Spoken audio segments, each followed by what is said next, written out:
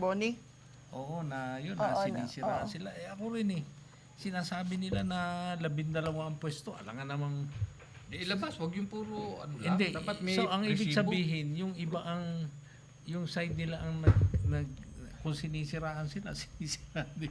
Oo. Sinisiraan din yung mga proponent. Okay. Paano natin umpisahan? Right off, kung anong nangyari dun sa public hearing. Kasi sabay-sabay ang mobility tsaka ang ating palengke na public hearing. Dalawang nangyari. Yung kamakalawa, sabay yung si MPT Mobility sa Crown Legacy, Oo. tsaka sabay si Molintas, Oo. public hearing sa Sa Palengke. Palengke. Tapos kahapon naman, tinakel sa CDC yung 3 PPP project, yung Asin Hydro, Public Market, Saan and tinakel, congestion sir? fee. Sa City Development Council. Doon sa Orchard Hotel. Sa Sa City Orchard. Development. Oo, kahapon naman yun. CDCC to, no? Oh, CDC. Yung mga CDC member and sama group, registered group na taga Baguio, Ang CDC composed ng yung kapitan. mga So- kapitan at saka yung accredited na civil society Oo. ano. Civil Society Org. So, Oo. Ang ni-represent ko doon ang PCCI, oo. Anong meaning ng CDC? City Development Council. Okay. Okay. So, ilang big ticket ito? 4? 3. Yung natakel. tinakel dun sa Tatlo. Orchard, Tatlo. 3. Ito ay wait. Anong projects ang tinakel dito? Yung Tuba Hydro, Tuba, Hydro. yung public market at saka yung yung Congestion, mobility. yung Smart Oo. Urban Mobility. Smart Urban Mobility. Maapektuhan ba tong project dahil dun sa pagtanggal na ng cashless? Wala. Wala. Yung Ni ni Hison? Secretary Oo. Dizon. Si Hison. Dizon? Dizon naman nasabi sa news. Vince Hison. Hison. Alam ko Hison? Di mali Hison, yung pagkakalagay nila Dizon kanina eh. Oo. So, yun. Siya yung dating BCDA. Magaling siya ha. Magaling naman po. Makamasa. Kaya ito, gagamitin ko yung decision niya, yung action niya kanina na sinabi na wala nang, hindi na niya papapatubad yung cashless kasi nga gusto ng NLEX, SLEX Oo, na cashless. pag wala kang RFID, hindi ka na pwedeng pumasok. Mm-mm. So, sabi niya, anti-poor yun. Mm-mm. Kasi yung mahihirap, hindi makapag-load ng marami. Mm. Yung lang mayayaman, walang problema. Paano yung mahihirap na kuwan? Pero yung concept ng anti-poor, pwede natin gamitin dito sa... Yes, sa congestion. Pwede, di ba? Yes. Sa mayayaman, baliwala yan, 150. Mahihirap. Oo. Ayun, anti-poor. Okay. Sige po. So, hindi na maapektuhan pag tinurn ko yung page. Hindi na maririnig yung page. Kasi naka-notebook ako lagi. Pag ginagalaw ko yung papel, naririnig eh. Okay na? Yes. I-mention ba natin, inantay natin si Atty. Dizon? Kasi nakapost siya na while awaiting. Sa akin to, no? Opo. Sa inyo yun. Kay Sir Ted yung isa. Sa inyo to?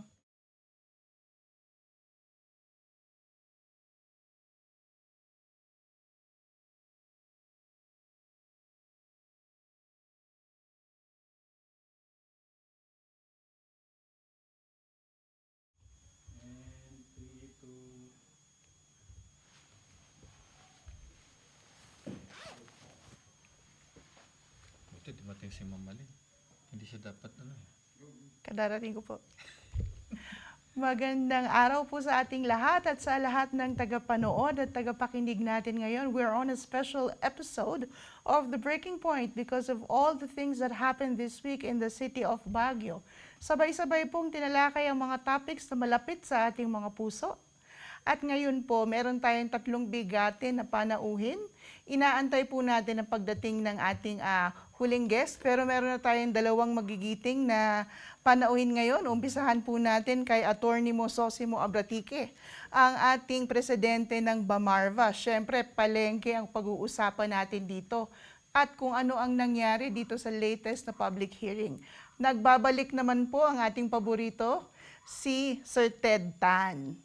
Siyempre, pag-uusapan naman natin ang nangyaring hearing din tungkol sa MPT Mobility. Sabay-sabay po ito ngayong linggo dito sa ating syudad. Kaya po nahati ang atensyon ng ating mga mamamayan kung saan pupunta. Umpisahan natin kay Attorney Abratique. Kamusta, sir? Ang ating naging, patatawag ba natin itong debate, pag-uusap, engagement, may palitan ba talaga ng opinion o iisa lang ang thought talagang nag-prevail dito sa natapos na public hearing?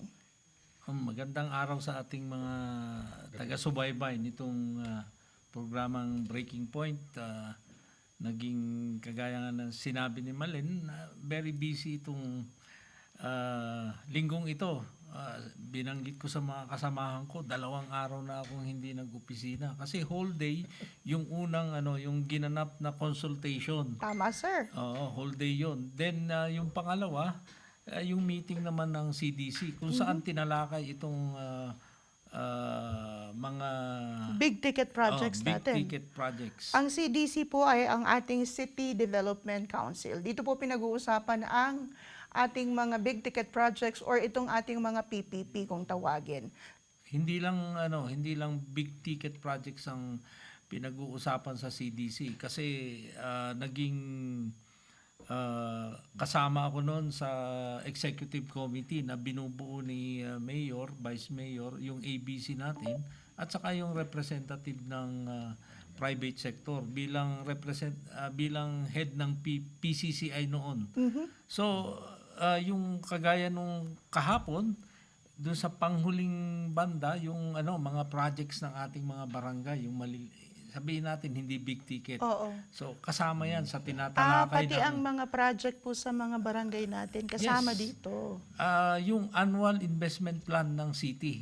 So lahat 'yon dadaan sa CDC bago ipasa sa City Council.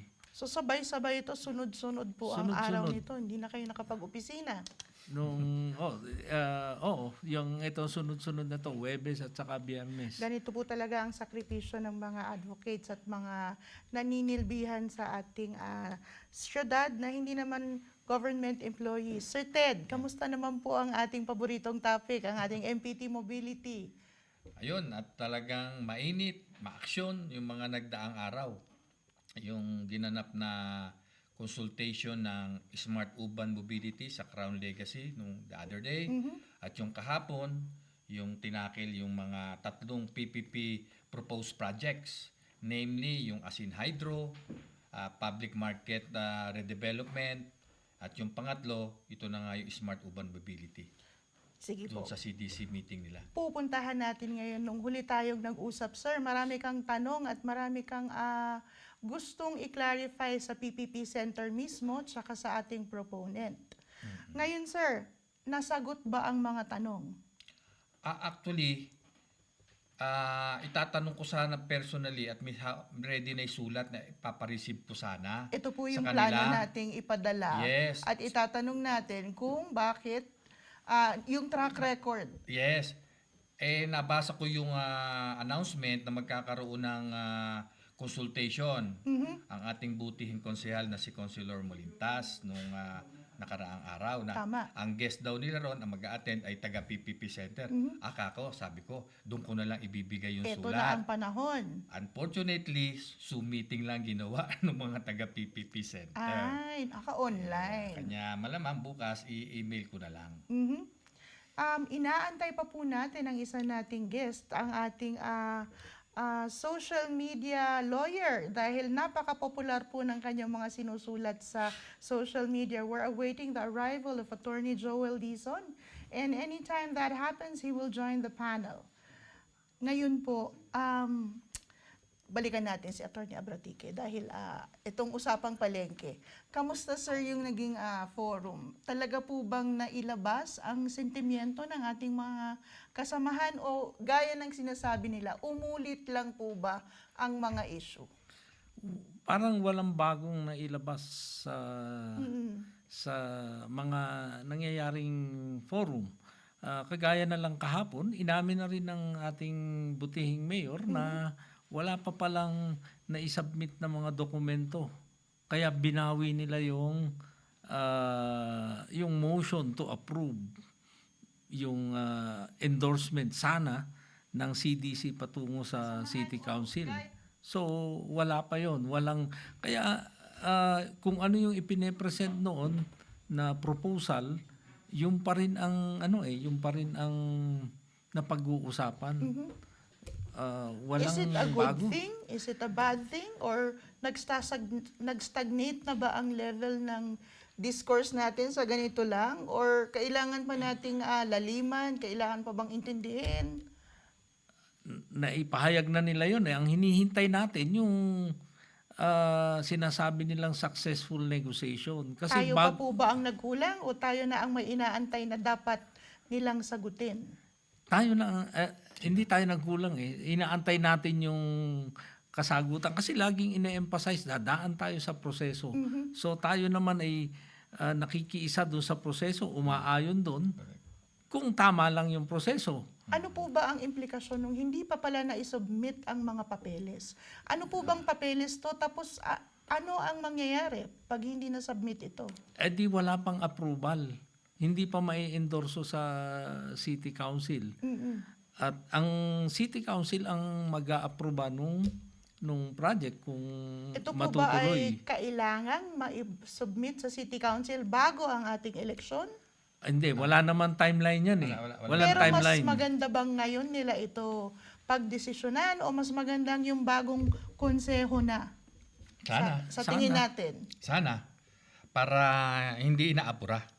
Balikan ko yung tinatanong mo, Ma'am Malen, yung ano ba yung pagkukulang, sino ba Opo. nagkulang. Dapat kasi, Ma'am Malen, kung matapos na yung proseso ng negotiation ng city and the proponent, dapat magre-report ang city. Ito ang aming napag-usapan. Ganito ang final plan. Ito Parang yung summary, i-open mo ngayon oo. doon sa mga nag-attend para yun ang pag-uusapan. Eh kung wala yun, walang report ng final negotiation, final plan nung project, eh ano pag-uusapan nyo? Kaya sabi nga ni Atty. Abratike, walang bago. Kaya Kasi walang walang naipresentang bagong, hindi niya sila sinabi, ito yung report ng final negotiation. Wala eh. Dapat meron yun. Isn't it frustrating, sir, that we have exhausted discourse? Paulit-ulit na nga tayo kuminsan eh. Sinasabi nila, wala nang bagong pinag-uusapan sa palengke. Ayaw na lang natin ng ayaw ang SM. Pero ang nangyayari pala ngayon, tayo ang may inaantay na sagot. Yes, exactly. Kasi ano pag-uusapan sa public consultation o public forum kung wala silang nilatag na pinag-usapan ng final negotiation between Aren't the they two parties? mandated to give us an answer to this? Ay, dumating na po si Attorney Joel Dizon. Welcome to the Breaking Point. Attorney, kamusta po? Eto, naligaw. We'll give you a few minutes to catch your breath. Okay. Gabi Sige kasi. po. Hindi lang ikaw naligaw. Hindi ka rin nag-iisa, Tony. First time po ni Attorney Dizon dito sa studio. Di bali po mapapadalas na po ang pagbisita nyo dito sa ating show. Attorney Abratike, to give time to Attorney Joel to catch his breath. Isn't it frustrating that we are waiting for answers and the answers aren't coming? Yes, talagang very frustrating. Hindi mo alam kung ano ang gagawin mo, nag-iipon ka lang ng kung ano mang issues na itatanong sana. Para tayong nagbuburo dito ng ng sama ng loob dahil naiinis at naiinis lang ang ating mga kasamahan. Ano po ba ang maaring gawin? Pwede ba natin silang i-rush na ibigay nyo na kasi itong report? Sabihin nyo na kung ano ang huling na pag-usapan? Or kasama na naman po ito dun sa non-disclosure? Kasama yan sa non-disclosure na hindi ko maintindihan kung bakit non-disclosure nga yung lahat-lahat na. Marami pong napikon dito sa non-disclosure at maraming ayaw na lang makialam dahil nga po it's really frustrating to be part of negotiations and not be able to talk about it. Yeah, that's right. Kaya hindi na nag-attempt na mag-participate yung representatives ng market, yung mga co-op, yung mga associations. Kasi mag-a-attend ka doon tapos hindi mo pwedeng sabihin sa mga members as a representative. Hindi naman on a personal capacity. Sir Ted, hindi ba ito defeatist? Kasi nga iniisip ng iba na kasali ka nga dito sa negosasyon pero you gave up your right to know what's happening because hindi ka na nakiparticipate dahil napikon ka nga dito sa non-disclosure. What do you think about it? Actually, I have two experiences nung past 2 days eh. Mm-mm. Yung mga hinihiling ko na pinangako nila, katulad ng traffic survey, nag-hide dun sa confidentiality daw. Oo. Pero nung magkaiba nga yung kaniyang rason ng MPT Mobility, nung previous day, sabi niya, imbes na sagutin ako, pinagtaas niya nung kamay yung mga nag-attend doon. Oo. O sino bang naniniwala na may congestion sa Baguio? Instead of answering my question, na nasaan yung traffic survey nyo? Wala pa rin pong binigay na survey. Wala. Dahil nung kahapon sa CTC, iba naman ngayon na naging sagot niya. Baka hindi magtaas yung mga kapitan. Ang sinabi na lang niya, part ng confidentiality yan. Binigay ko na sa city. Pero ma'am, ito, basahin nyo na lang yung sagot sa akin ng email ng PPP Center. Nung tinanong ko, ano ba ang pwedeng confidentiality dito sa PPP proposal? At ito yung naging sagot nila. Kayo na po ang magbasa. Ang email po ay umpisahan natin sa based on the implementing rules and regulations or IRR of the PPP code. Confidential business information refers to information which is proprietary in nature and concerns or relates to the operations, production, sales, shipments, purchases, transfers, identification of customers, inventories or amount or source of any income, profit, losses, expenditures. So, wala kang mababasa dyan, ma'am, nakasama yung mga traffic surveys, yung detailed plan, na itatago mo. Opo. At- Kailan po ito email sa inyo, sir? Nung pang ano yan? July 12. July pa. Opo, opo. At saka- Sumasagot naman po sila pero Yes. hindi direkta.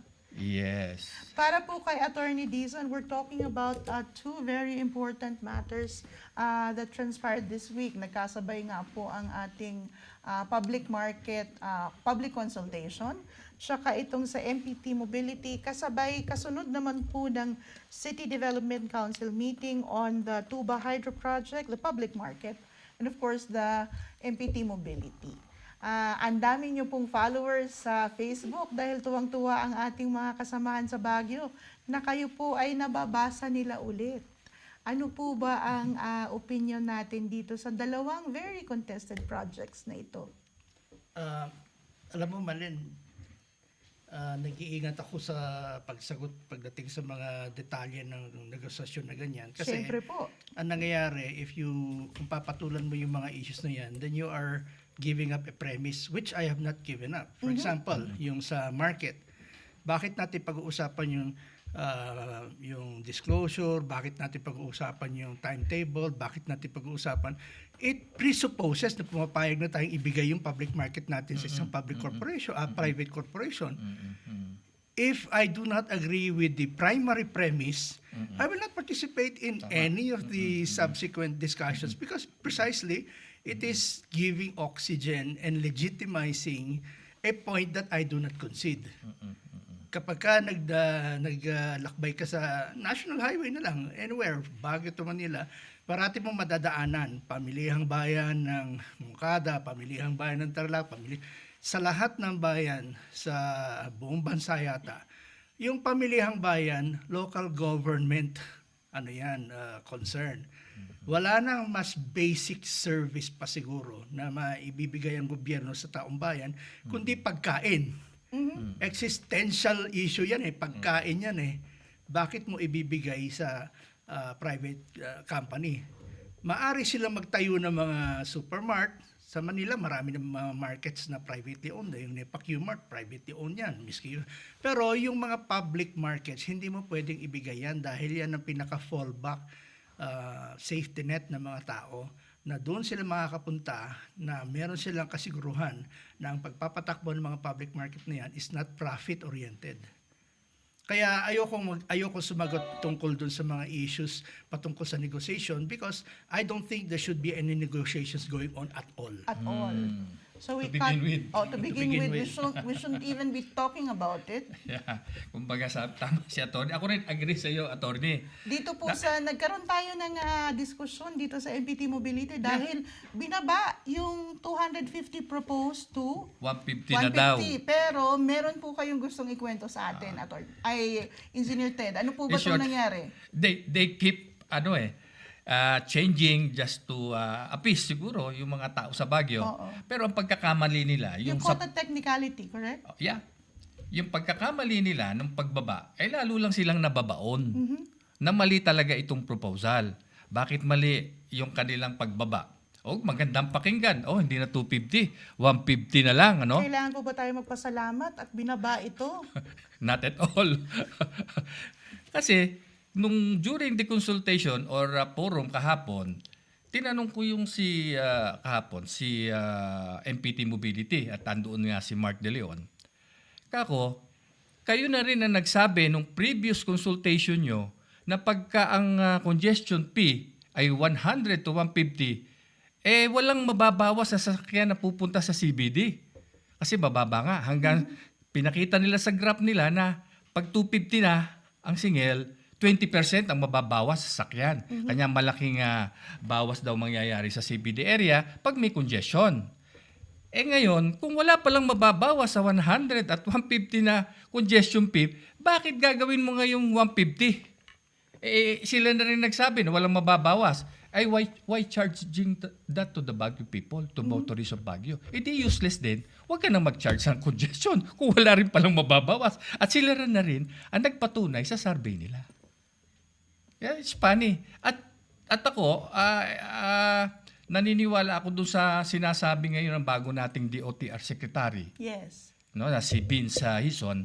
Sabi niya kanina, napanood ko sa news, na yung cashless doon sa toll regulation sa toll fee natin sa expressway NLEX and SLEX, pinapa-stop niya. Ano ba ibig sabihin ng cashless? Kasi gusto ng NLEX at SLEX, puro RFID na lang. Wala nang pera o cash na pagbabayad. Sabi niya, anti-poor. Narinig po natin ito sa ating bagong DOTR. At tama siya. Itong anti-poor pa ay applicable dito sa ating MPT Mobility Project. Exactly. The same thing, sabi nga niya dun sa expressway, yung iba dyan, kanya nagkakas, mahihirap yung hindi nila naloload na ng malaki. Kasi kung mayaman ka, madali nga naman, loadan mo lang ng malaki, walang problema. Pero sa isang mahirap, talagang hindi nakakapag-deposit ng malaki yan. So same thing sa congestion fee. Sa mayayaman, yung 150, chicken feed yan. Pero sa mga ordinary citizen of Baguio, malaking bagay yan. Ulam na yan sa maghapon mo, yung 150. Kanya anti-poor din ito. Kanya nga tama si Attorney Dizon, na first step pa lang talaga, hindi na dapat Dahil wala tayo congestion fee dapat to begin with. Hindi in-accept. Katulad dito nga Smart Urban Mobility. Bakit in-accept pa ito ng city? Samantalang sabi ng IRR Section 72.2, dapat yung magpo-propose ay merong expertise and completed similar project doon sa pinopropose nila. Ito po yung tanong natin dapat sa PPP Yes. Center. Na i-email nyo na lang dahil Yes. naka-zoom din lang pala ang ating Oo. representative. Wala siya physically doon. Kanya tinanong ko nung sa public forum ni Mark De Leon nung the other day kung ano ba ang role kako ng ST Engineering sa inyo. Kasi palagi nila sinasabi partner daw kumisan. Partner, Tinanong opo. ko ano ba talaga? So inamin niya nominated contractor but actually nominated subcontractor. That's different from partner. Pag partner mo ang isang other company, you have the same role. But The now same it's, responsibility. lumabas na. Ngayon, inaatas sila maging partner na para malagpasan nila yung Section 72.2 na kailangang may expertise kasi nga wala So sila. ito ng kanilang subcontractor ang may expertise. Pero may question mark din doon. Oo. Ang expertise nila, nung ni-research ko yan, wala akong nakitang nag-manage yan ng traffic management.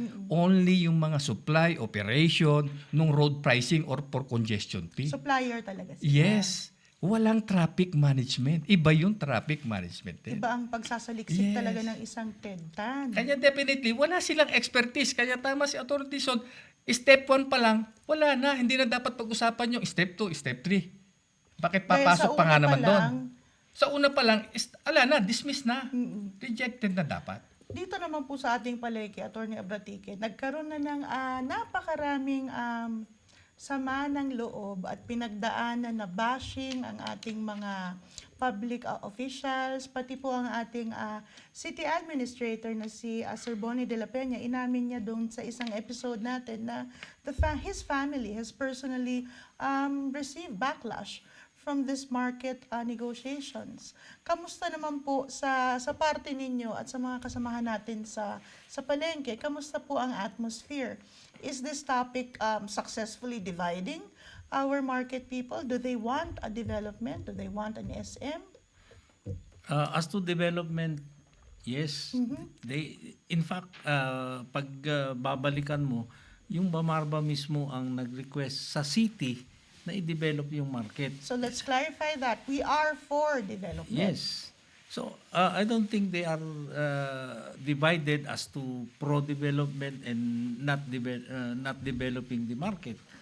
Ang ayaw lang nila really is it will be developed by SM or any private entity. Like before SM, there was Uniwide.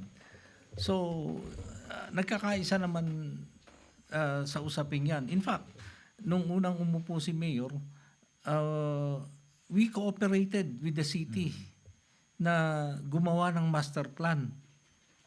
Sa mismong city market namin binuo yun, not in the halls of City Hall. Doon Ito binuo. po yung kinikwento ni Councilor Yaranon. Yes. Na sa nung unang dinraft itong studies para sa palengke ay kasama at multisectoral ang kanyang mga kasamahan nung binuo itong unang proposal.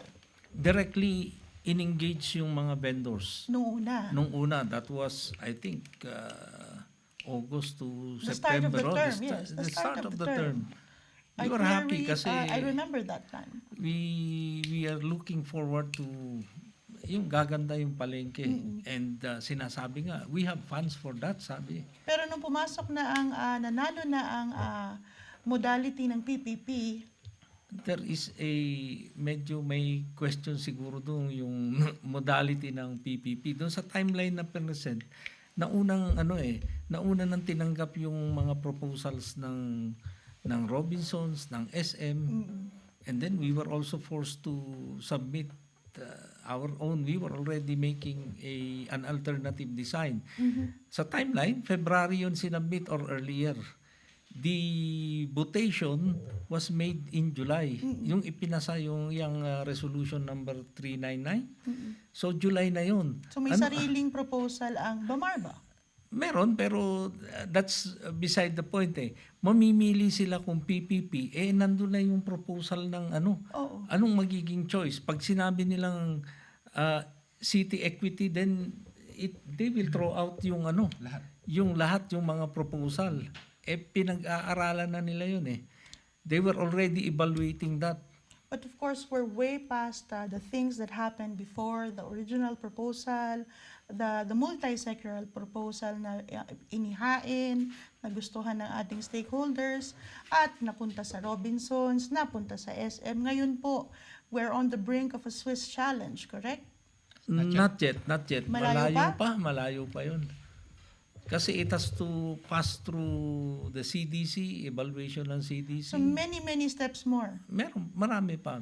Then yung approving body is the city council. Kaya The buck stops there, kung baga. oo. Pero ito, may darating na election kaya parang hesitant din sila na basta approval. Attorney Joel, matagal nang contested ang maraming mga issues sa Baguio. Attorney Joel was a journalist before he became a lawyer. And I'm sure naaalala nyo yung mga panahon ng Uniwide. Dumaan na lahat ito eh.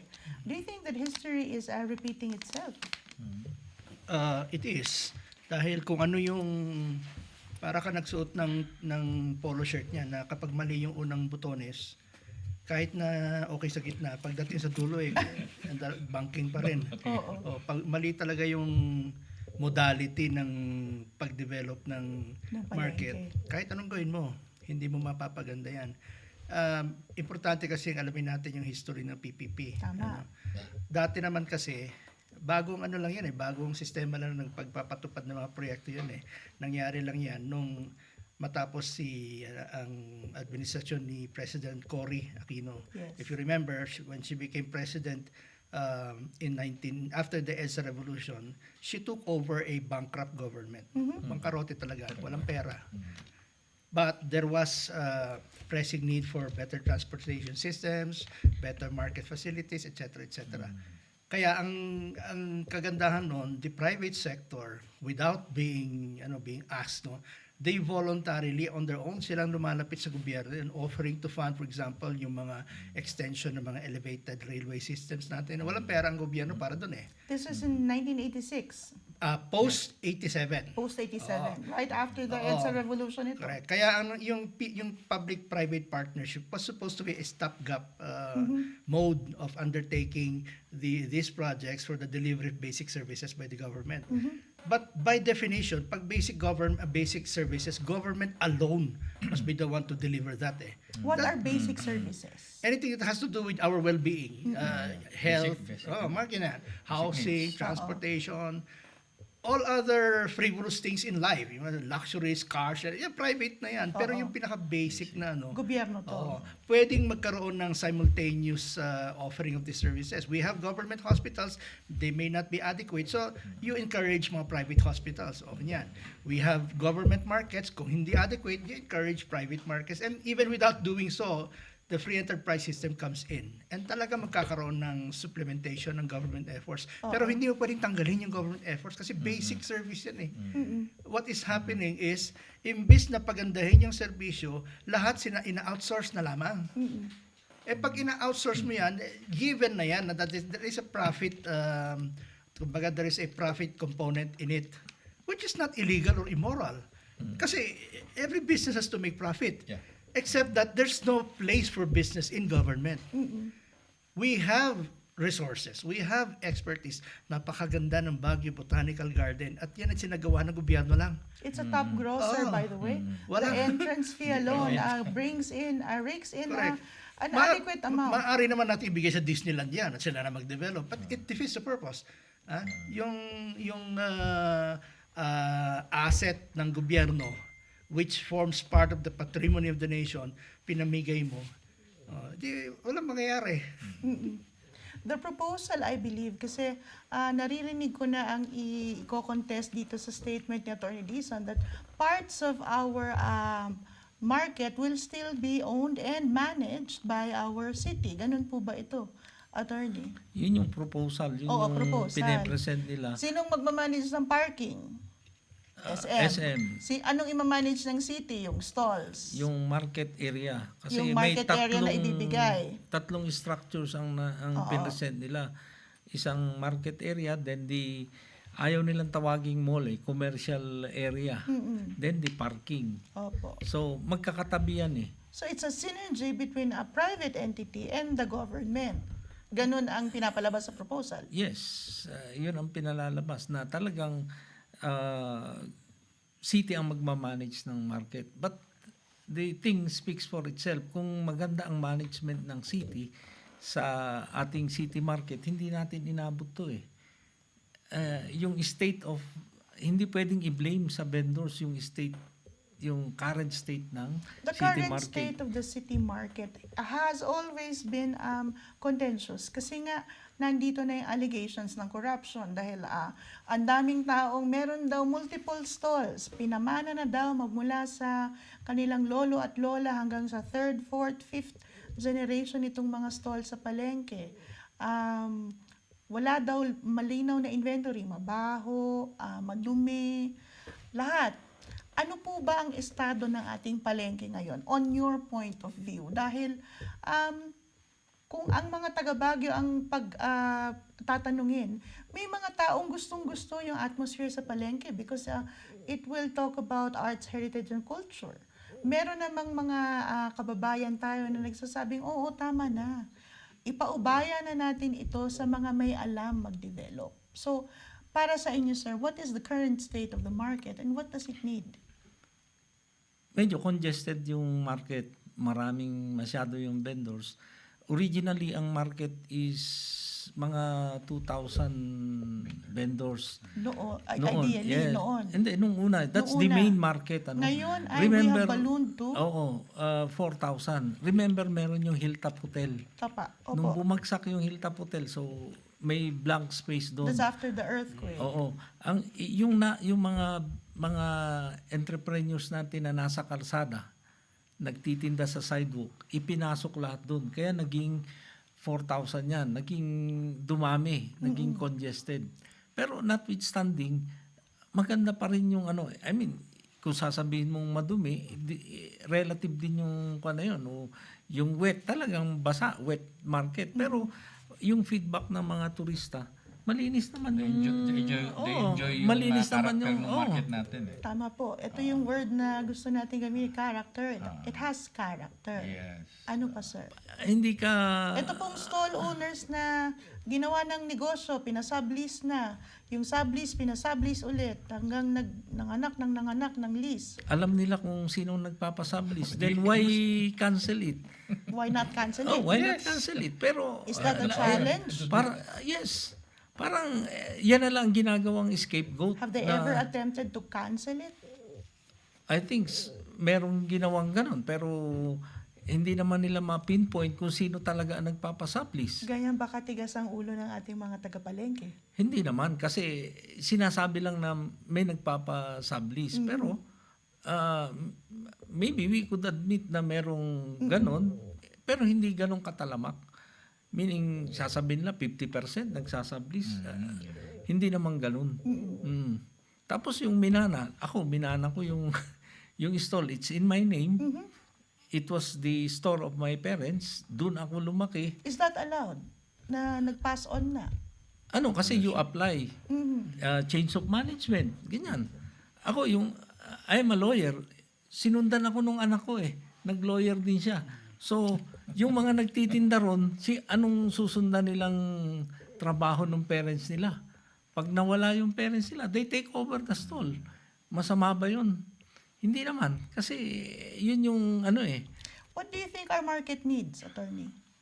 Ano ang kailangan natin para pagandahin, i-improve ang ating palengke? Basically. Basically, yung when it was built, yung mga facilities doon for a certain number, like yung sewage, no? Wala pang STP noon. Pero ngayon, kasi yun yung laging nagiging source ng, kumbaga, may amoy or whatever. So we could improve that. So basically, we have to improve the basic services of the market. Yes. Sewage, cleanliness. Yung in-outsource na yung yung mga CR. O yung mga refrigerated, Para yung ini-impose na yan eh. mga karne, baboy, isda, refrigerated. Attorney General, why do you think the market issue is always contested? Pag gagalawin na itong palengke, boom, it's a discussion, it's a debate. Alam mo, if you take a walk around the city market now, that's all the argument you need to be convinced that it has to be developed. Hindi naman, there's no quarrel. There's no question, There's no oo. question there. But like all other parts of Baguio, hindi lang yung market, no, that needs to be developed. I had a conversation about this with Mayor Benji Magalong in December 2023 ata. Last year. Last Ay, year. 2 years ago. 2 years ago na pala oo. yun. Oo. And nabanggit ko sa kanya, we were discussing these things. Sabi ko, Mayor, ang general thought ko about all of these things, there's a string that goes through all of these development issues. I hope na at some point the city would acknowledge the policy, the philosophy that when you talk about development, it's not always about expanding capacity. Development is also about recognizing limits. Hindi lang, halimbawa, traffic. Walang kalsada, i-widen mo yung kalsada. Hindi naman susolve yung traffic. Kasi you expanded capacity instead of recognizing the limits. O yung market natin, dati-rati, ang ayos niyan, arrange sila by zones. Meron yung shoe section, may may wet section, merong dry goods section, may tobacco section, although wala nang tabako ngayon, may mga chichurya section, and very efficient yung very efficient yung pamamalengke mo dahil you can go from one section to the other. You can complete your shopping list. Ngayon wala na eh. May yung manok katabi na ng sapatos na tinitinda, katabi na rin ng gulay, katabi na rin ng batya. Lahat na wala nang, kaya ang tao talaga, it's an adventure to go to the market because you're guessing where to go next. Doesn't it add character to the nabanggit ni Engineer Ted, our engineer? Kasama na doon siguro mamali yun, yung character. Pero lahat kasi yun, masosolve naman natin sarili natin. Oo. Yun ang point nun eh. Sa tingin natin. Oo, ang development, it all boils down to the concept of development. It's not about expanding capacity all the time. It's about recognizing limits and it's about developing self-reliance. Nung panahon ng Uniwide, was this the same discourse? Hindi, kasi Iba. yung Uniwide kasi was challenged by two market groups. Oo. Dahil basically the same issues na naman. Iba ang development concept ng mall from a mall perspective, iba rin ang development concept from a vendor's perspective, ang development from a consumer's perspective. Ang niyan kasi what was lacking then as now arguably is leadership on the part of the city government. Let the city step its foot down and say, ito ang policy natin. Yeah? We will rationalize the market as it is. Yeah. We'll look at the lease issues, we'll look at the volume issues, we'll look at all the utilities issues, but we will solve it On our own. on our Tayo. own. Kasi may pera tayo eh. May As a kakainan community, tayo eh. as a city. Correct. At saka mga tao natin, mga kababayan natin na involved dyan eh. Bakit tayo tatawag ng tigalabas? Pagkatapos, siyempre, tigalabas yan, edi yung mga magpa-participate dyan will also come from all over the country. Hindi na lang, it no longer becomes a local market. It just becomes a locally located global market. Kahit na ano na yan, pwede. Yun ang ibig siguro sabihin ni Ted na it robs the soul of the city. Na the soul of the city, the makeup of the city, is the interplay, the dynamics among the residents with, of course, the external factors of tourism.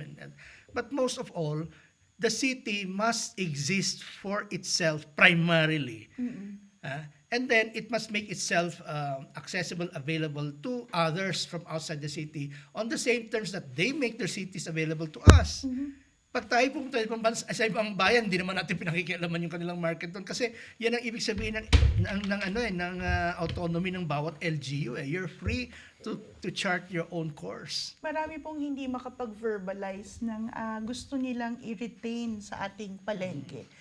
People argue na parang si Attorney Joel, tagalabas yan. I mean, we could develop it on our own and keep the character and the soul. Maraming hindi maka-verbalize ng gusto nilang i-retain sa atin itong palengke and retain its look, its vibe.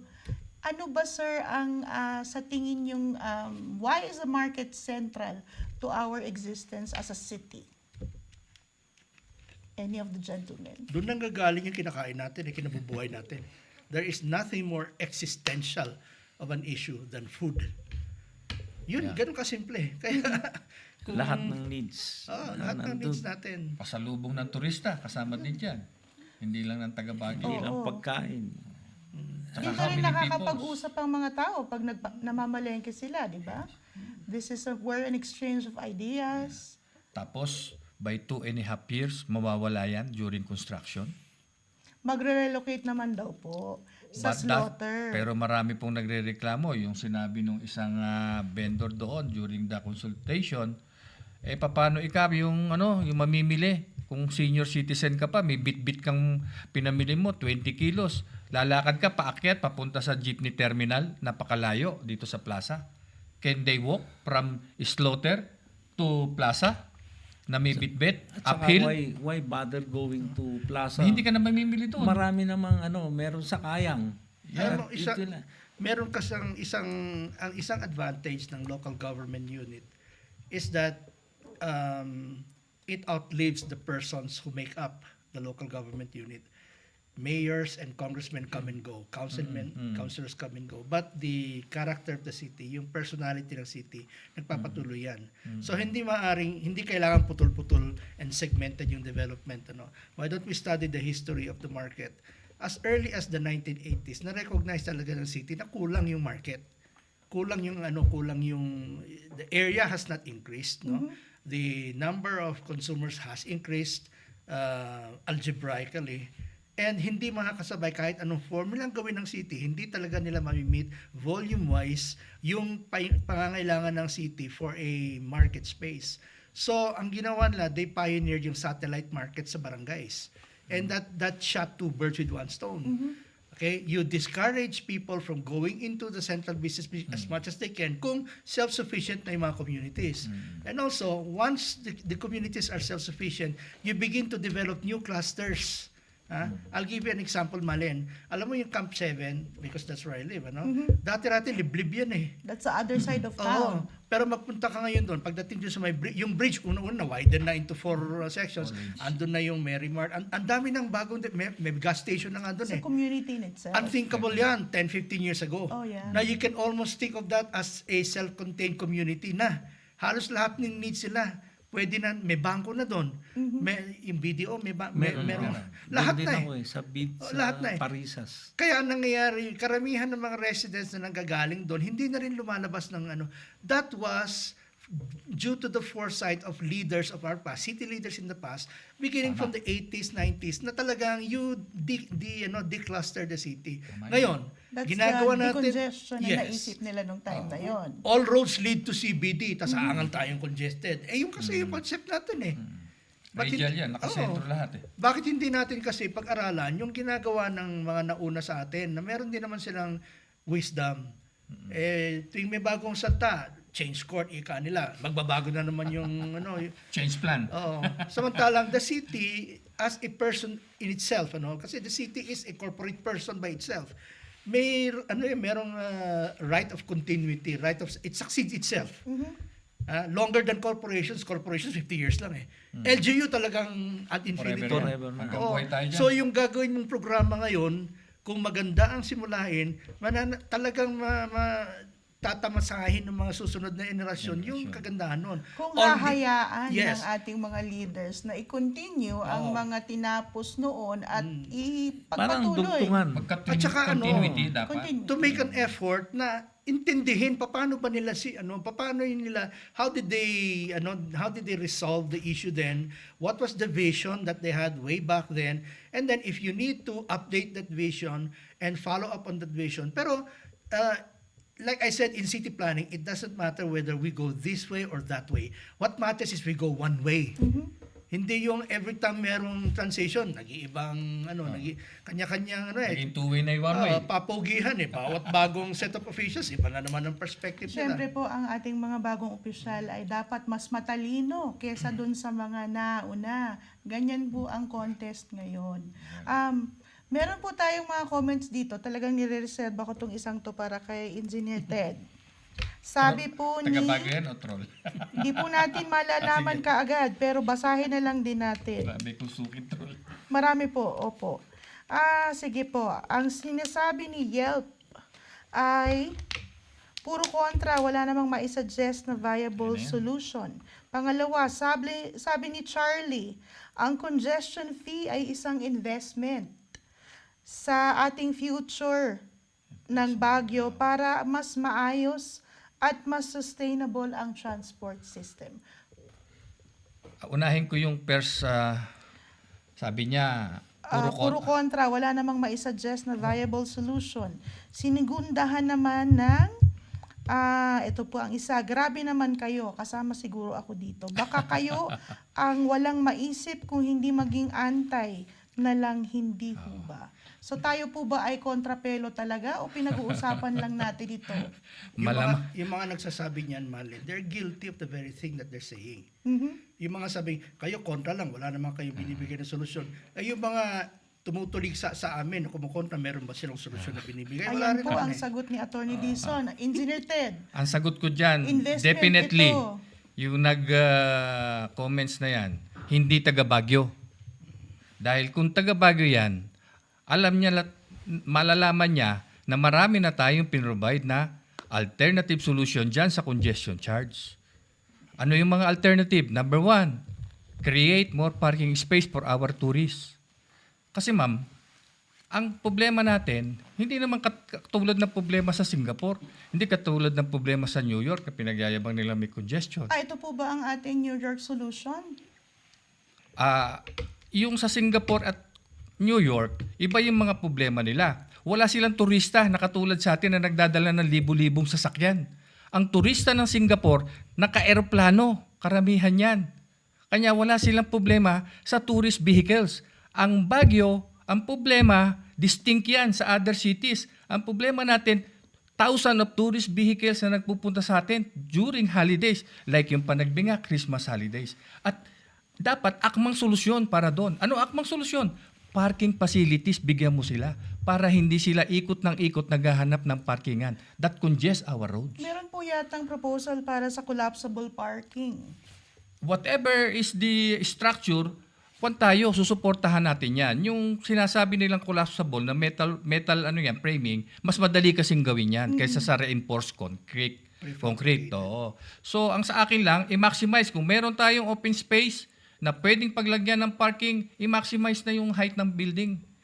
Kasi for future generation, marami tayong kailangan. Mambalin, critical na.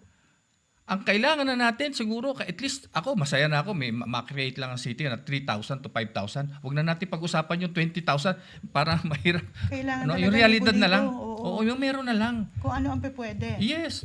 At yun ang solusyon. Tapos, lagyan ng city ng shuttle vehicle for the tourists. Ang lahat ng parking building that will roam around itong shuttle na to sa lahat ng tourist spots.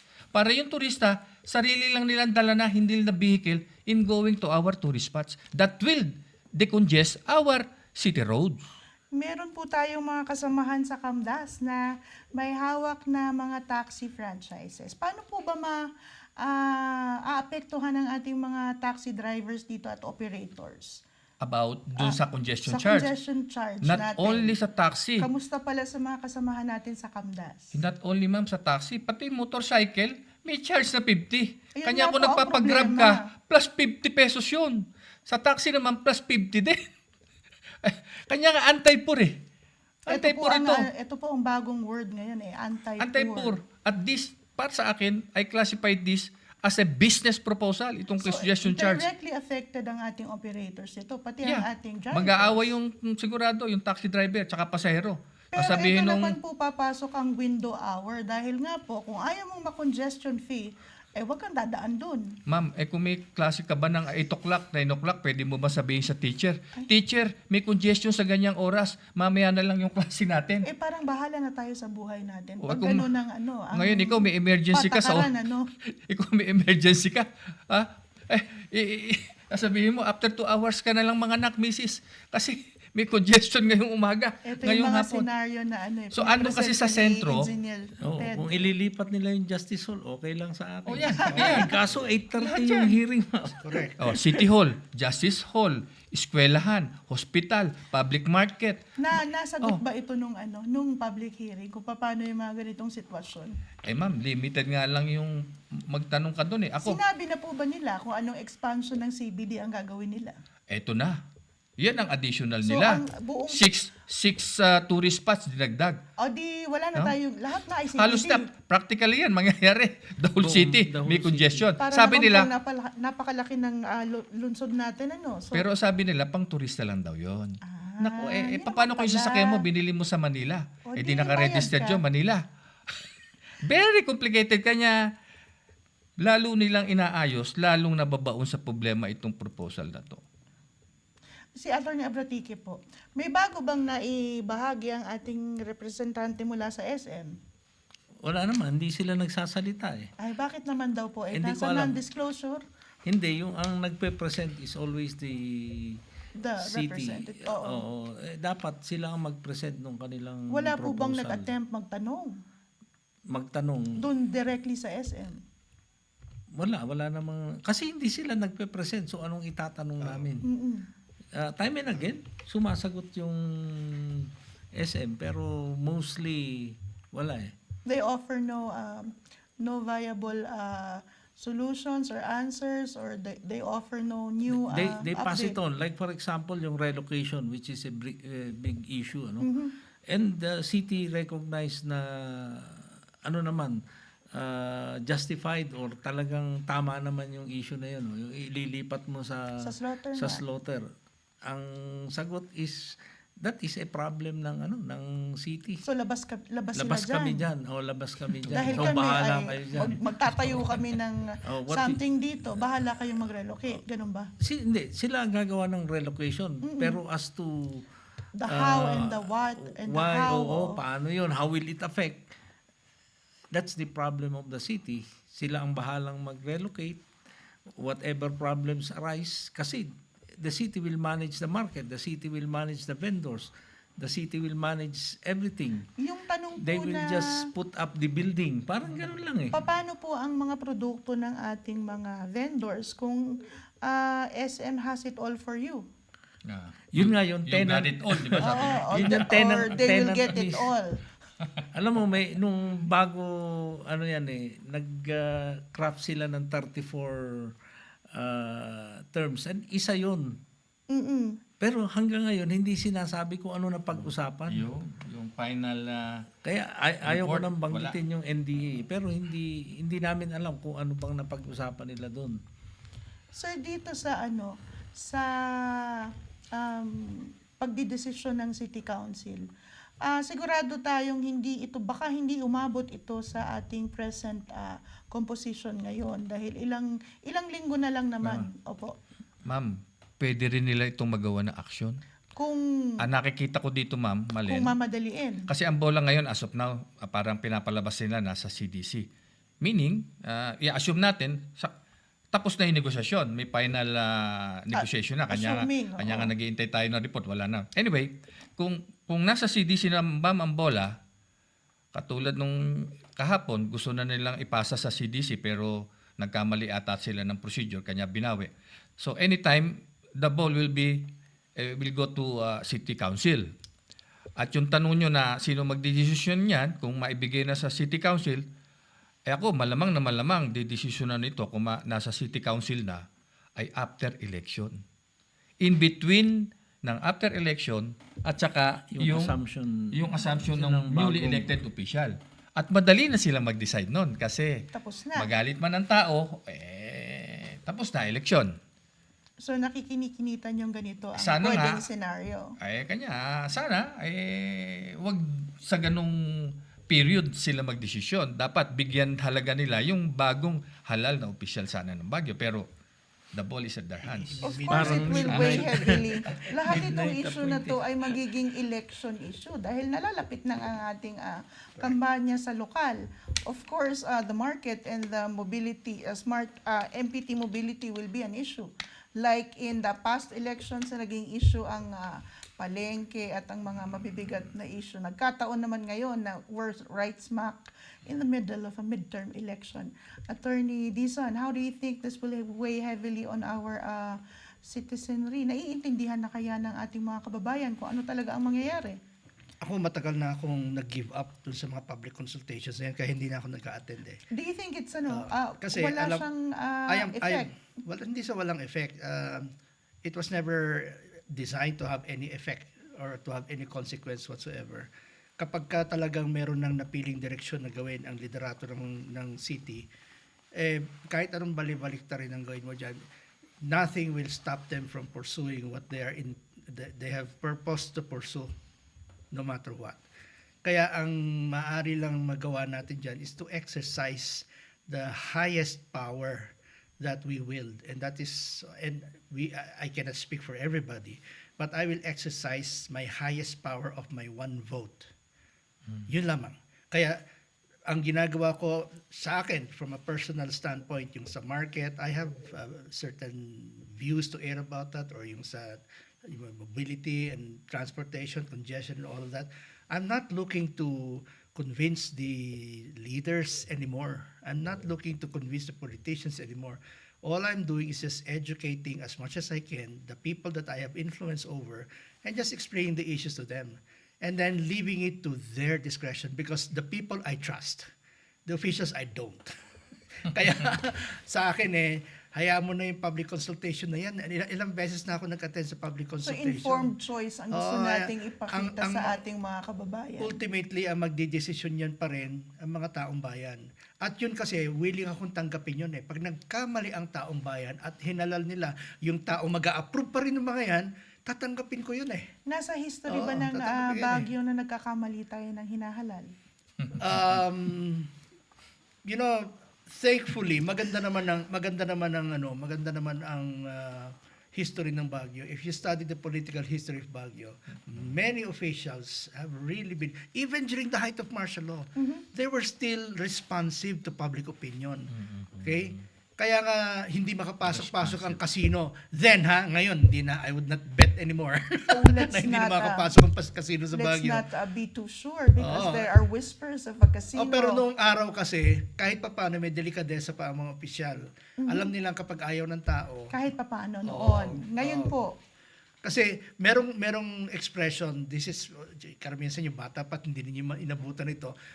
Before pre-martial law, every time there are policy discussions in the Senate, ang sinasabi ng mga senador sa kanila, can we defend this in Plaza Miranda? Yun ang standard parati. that's the phrase Oh, then. every time they talk about a policy, before they take their vote, after they have considered the pros and cons, and they're inclining towards one side, ang huli nilang tinatanong is, but people, guys, can we defend this in Plaza Miranda? Ang ibig sabihin, tatanggapin ba Ibig siya ng sabihin, masa? kaya ba natin itong panindigan Kaya at ba natin ilaban?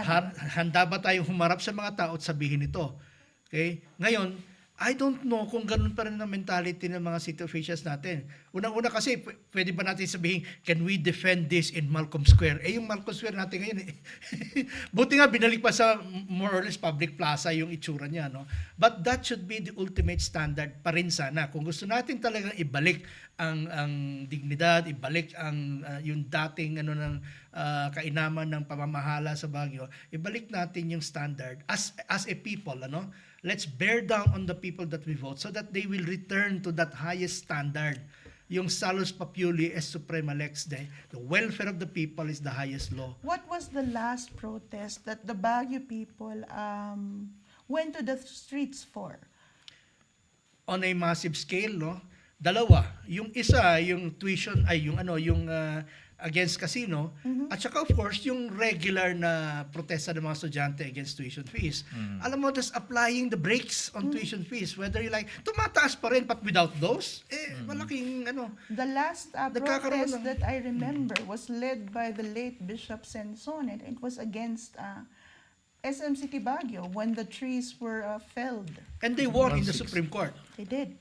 Kaya lang, putol na yung mga kahoy. Oo. By the time na nakapag-decide ng Supreme Court. Ang Baguio po ba ay known for protests? Kasi sinasabi ng karamihan na hindi naman nagrarally ang mga taga Baguio. Mangilan-ngilan lang ang issue na talagang pumupunta sa kalsada ang ating mga kababayan. Kasi nga, in the past, it was not that necessary kasi napaka-sensitive ng mga officials natin. In the golden age of Baguio politics, makakapaglakad yung mga councilors kasi ang pangalan nila talagang ingat na ingat sila sa pangalan nila. Kaya napaka-sensitive nila sa mga tao. Hindi natin kailangan mag-rally Because there was no Magmaktol lang, need. sumimangot lang tayo, talagang, Makikinig sila. there was a time talaga in local politics that whenever the people say jump, all the officials say how high. Pero Talagang now we ask, where do they get the thickness of their face? Saan nila nakukuha ang kapal ng mukha nila at humaharap pa sa atin araw-araw? naging pumasok na yung transactional politics na tinatawag na ang mga desisyon hindi na ginagamit na batayan yung yung kabubuti ng tao. They look at it as a numbers game. Okay? Not all decisions that make sound financial judgment are necessarily okay for the people. Hindi naman tayo naghahanap lang ng as much as possible, I don't want a city government that is not on the deficit. That may sound strange, Pero pag ang gobyerno on the deficit, that means it's spending more for the people than it's earning. Okay? Pero kung ang dami nating tawag dito, surplus, tapos hahanap pa tayo ng mga investors mula sa labas, ano nang ginagawa ng gobyerno? Ang ginagawa ng gobyerno is existing for profit. Which should, by definition, hindi ganyan ang gobyerno. Ang gobyerno talagang negative yan. As much, mag-net zero yan at the end of the day. That means it has no potential left at the end of the year. That means they have delivered on all the promises and all the services that they're supposed to deliver to the people. Ngayon po na nalalapit na ang ating eleksyon, nilalapitan na ba kayo, Attorney Abratiki, or ang Bamarva ng ating mga gustong umupo? At tinatanong na, ano ba ang kailangan natin sa palengke? Ano ba ang desisyon natin dito? Mayroon na bang nandiligaw sa Bamarva at sa mga grupo? Ever since, ganyan naman eh. Oh. Lumalapit talaga. Lumalapit talaga, Oo. syempre. Kasi the market is a voting block by itself. It may not Well, block vote, but it's a solid base.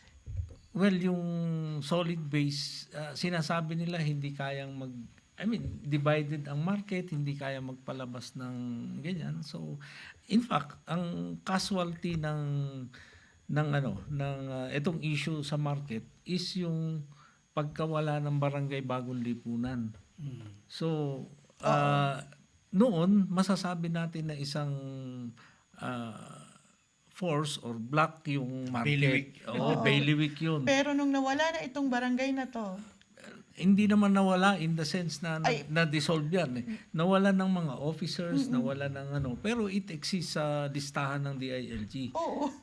Kaya lang, ayun nga, parang nawatak, hindi naman nawatak, you do not feel the force kasi andun na sila sa kanya-kanyang barangay. Pero meron na bang nangangako? Maraming nangangako. Lahat nangangako. Oh, lahat nangangako yan. Maganda po ba ang mga pangako o talagang pwedeng ipako na lang? Nangyayari naman, laging naipapako yan eh. So, kaya sabi ko, we have to work on our own. Bayaan mo na kung anong pangako nila. Wala namang, huwag natin ikasama yung nangangako. Kasi yan naman ang talagang, that is the Yan ang dynamics. kailangan nilang Oo. gawin.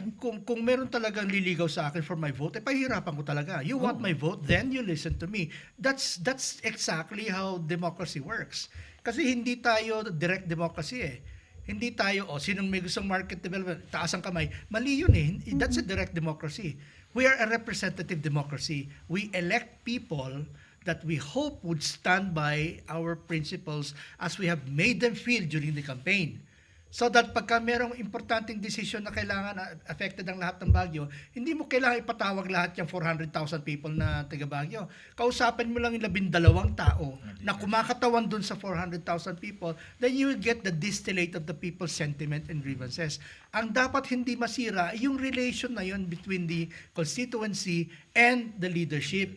Ang mangyayari niyan, political relationship between the governed and the governor. Parang ganyan. Governance and the constituency. Kaso nangyari ngayon, hindi eh.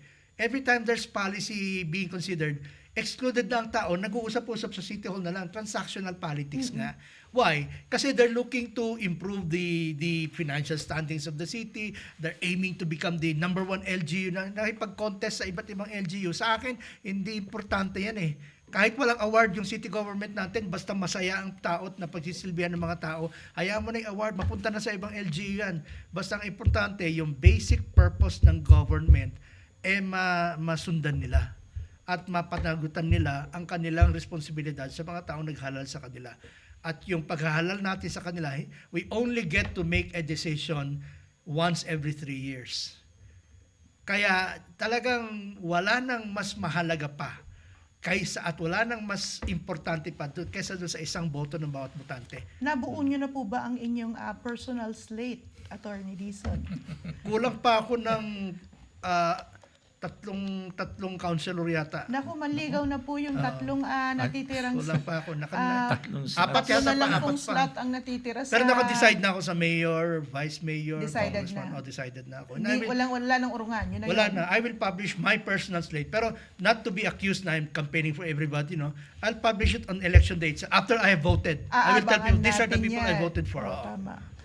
Merong mga comments tayo dito. Okay. GM Mel Licoben is watching. Magandang gabi po, Sir Mel. Sana po Hello, Manager. maging guest din kayo sa The Breaking Point soon. Pag-usapan po natin ang Beneco. Ito po, isa pong comment. Hindi natin alam kung...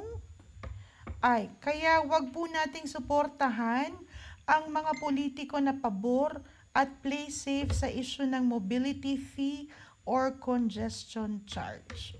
Nagko-call to action na si Mr. Oyet Garcia. Huwag daw pong suportahan ng mga politiko na pabor at play safe. Marami pa po bang pabor at play safe? Wala naman nagsasalita sa kanila actually. Oo. Play safe. Kan maramihan play safe, pero Play meron safe, nagbo-vocal. Pero Mangilan-ngilan. mangilan-ngilan. Mangilan-ngilan ang nagvo-vocal. I would like to go back doon sa binanggit kanina ni Attorney Dizon yung about sa mga rally ng tao, no. I will ask Ma'am Malen yung dalawang lawyer natin a legal opinion with regards to rally. Can rally of the people of Baguio consider as force majeure to void any contract or approval by the city, like congestion fee, mobility, and the market?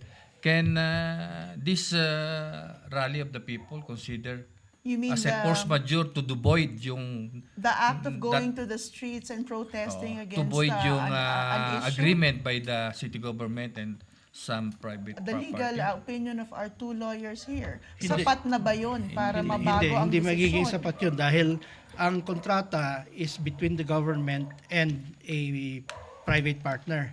And like I said, we are a representative democracy.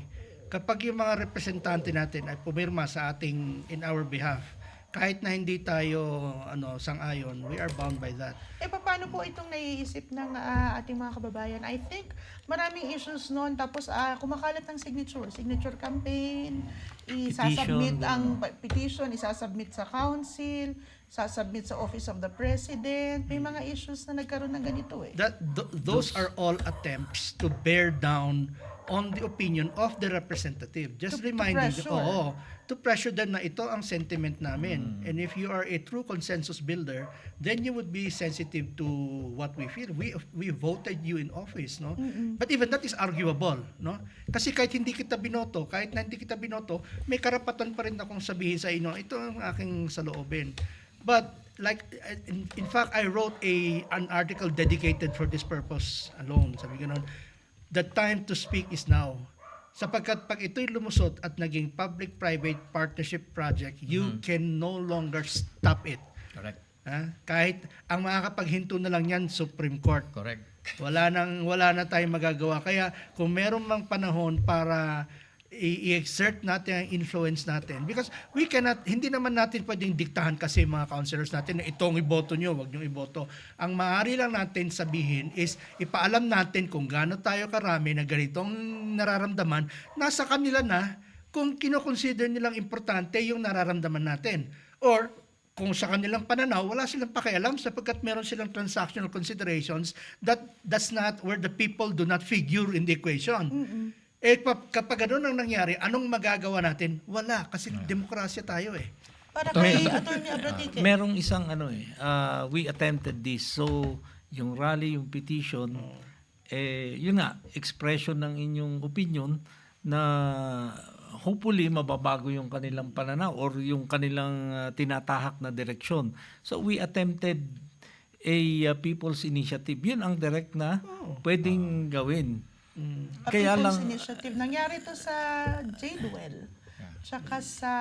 and then, what I mean by people's initiative is the Yung people legislation themselves mismo. will make the law or the ordinance. Magsasubmit ka ng proposed ordinance. Pag inupuan or ni-reject ng city council yan, Yes. babalik sa tao and yung tao mismo ang Nagkaroon ng magdi-decide. many attempts of a People's Initiative on certain issues We submitted noon sa City Council. Hindi nila inaksyonan. Then we went to DILG kung tama ba ito. Sabi nila, or sa COMELEC, okay naman yan. You just complete these documents. Yung certification ng City Council, ng Secretary of Interior and Local Government, nabinbin lang yan ng sa COMELEC, nagpasahan sila yung national at saka yung local COMELEC. To clarify po, let's educate our viewers and ourselves. Ano po ba ang mauuna? Yung decision ng council or yung Swiss challenge? May I answer that? Opo. Pag ang bola nasa council na, Kasi nalilito ako personally, and I'm sure marami ding nalilito. Dahil- Ano na nga ba ano bang steps ang inaantay na nating mangyari? ang bola sa ngayon, lumalabas parang nasa CDC na. Oo.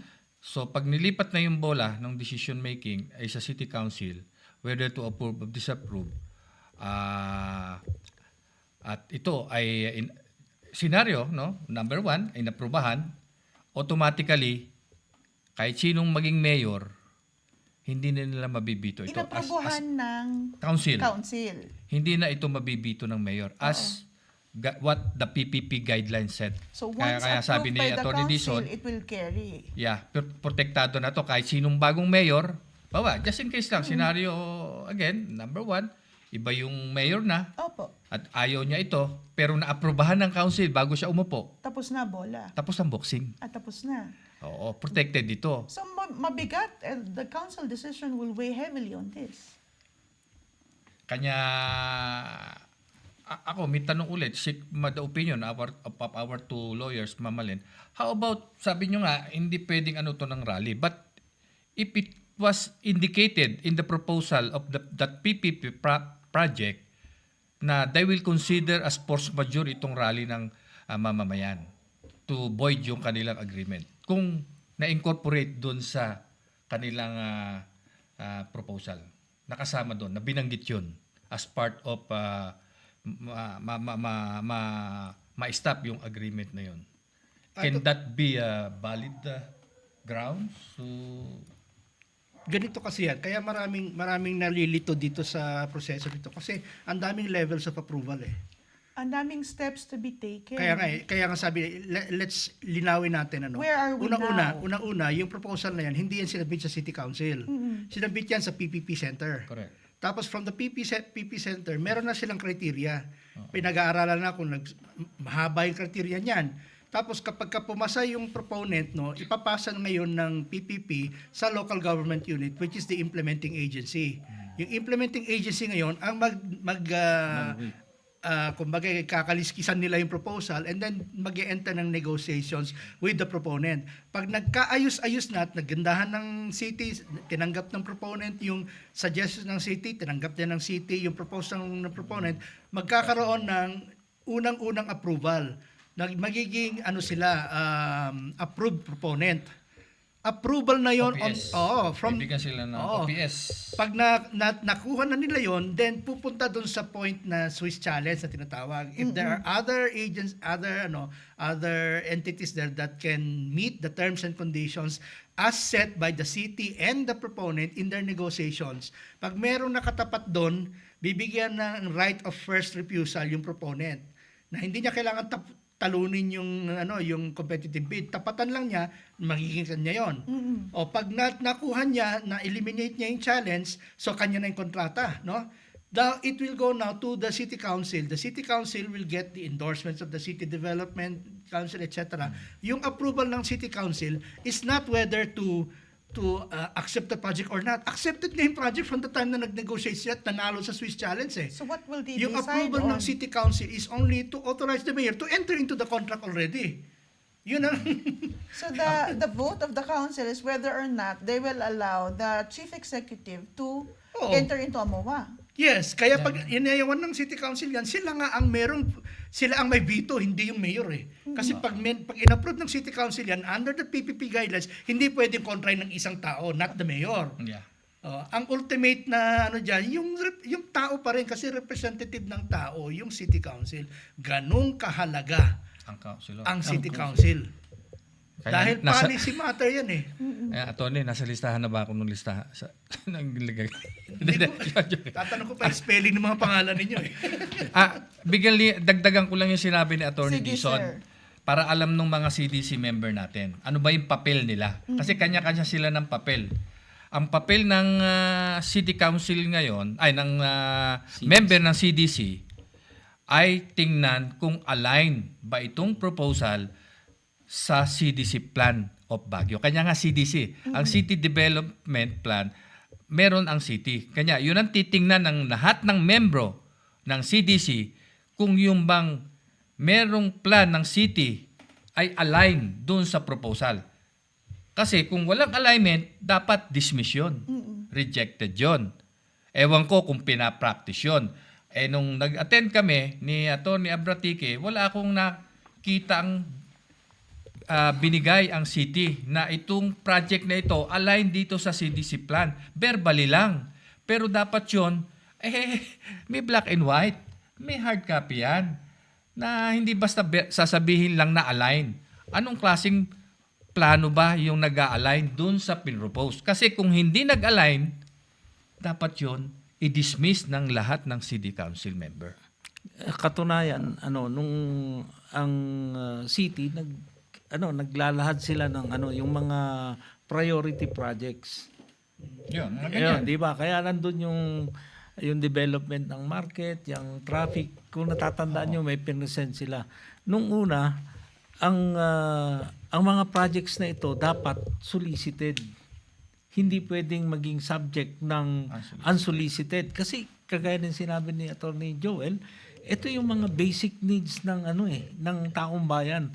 Kaya ang primary responsibility niya nasa local government. So they come up with the yun yung align na sinasabi mo. Alignment ng So ngayon inaalaw na yung unsolicited pero kailangan i-confirm ng CDC. Yun na nga kanya nga nagkakaroon ng negotiation between the proponent and the city executive. Kasi alam dapat ng city executive ano yung plano ng city. Halimbawa, may pagkukulang daw sa proposal, sasabihin niya dapat doon sa proponent, ang plano namin ganito, payag ka ba na ganito kalaki yung area. So, ganun yun So, para pag pinresent na ng executive sa CDC member, align na itong natin. Yung aming tapos na negosyasyon, ito yung napagkasunduan, ito yung plan ng city. So, it's aligned. So, i-recommend niya for approval. Pero hindi tayong nakikitang ganun. Pero ngayon pong linggong to, dahil ang dami pong, sabay-sabay nga po ang pangyayari. In summary, anong nangyari this week? Did we discover something new? What did we learn? Is there new information? We learn na parang minamadali. Kasi unang-una, Why do you say that, sir? out of place yung yung consultation ng City Council. Bakit sa tingin niyo po out of place? Unang-una, dadaan muna wala pa yung bola sa City Council. Bakit sila nagko-consult? Nagkakandak ng consultation. Kasi, halimbawa lang, nireject yan ng CDC. Wala nang gagawin ng City Council kasi rejected na yung project. Tama. So, it's a waste of Wala pa time kasi sa and kanila yung money. bola Wala pa sa kanila. So sa tingin niyo po, it's premature. Tama yun. That's the word. Premature. Yung in both. Pinagsabay nga nila yung consultation ng market at saka yung... Ito po, ito naman po, ito po. Pinagsabay po, parehong araw, different venues. different venues, ang dalawang mabigat na issue. What do you think about this, Engineer Ted? Ang napansin ko naman sa Smart Urban Mobility, Ilan po ba ang nag-attend? ang Sizable ba? targeted audience. Nalaman ko lang yun, kanya nagpunta ako doon dahil nga may mahalagang tanong ako At ito ilalahad ko sa iyo.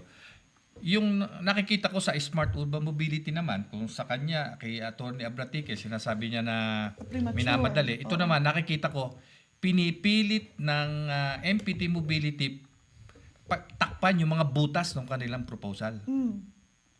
Pero lalo lang nababaon sila.